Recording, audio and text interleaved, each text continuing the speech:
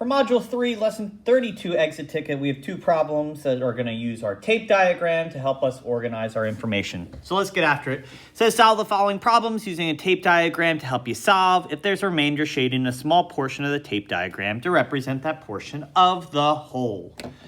First problem says Mr. Foote needs exactly 6 folders for each 4th grade student at Hoover Elementary School. If he bought 726 folders, how many students can he supply folders to? So when we look at our tape diagram, we know that we're going to have a total of 726 folders. And what we're trying to figure out is how many groups of 6 we can make out of that 726. So that's where we use this tape diagram where we don't specify how many small groups. We just recognize that we're going to make as many groups of 6 as possible. So I'm going to take it over to our standard algorithm. 726 divided by 6. 6 does go into 7 one time, so 7 minus 6 is 1. Bringing down the 2 now, 6 fits into 12 2 times.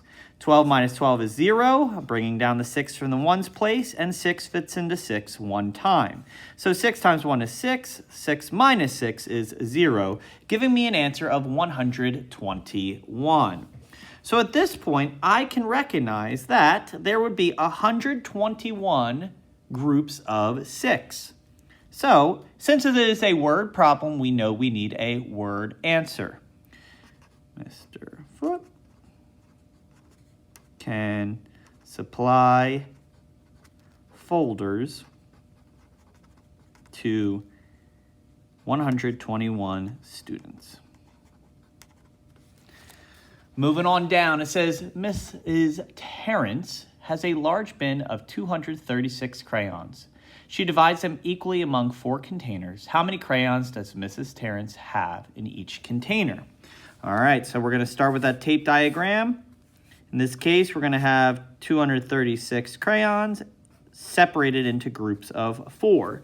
We're going to try to figure out how many go into each 4. So 236 divided by 4. 4 does not go into 2, but goes into 23 5 times. Bring down the 6. Now I'm asking myself, how many times does 4 go into 36? And in this case, it goes in 9 times. 4 times 9 is 36. So in this case, it would be 0. The answer is going to be 59 crayons in each bin, each container.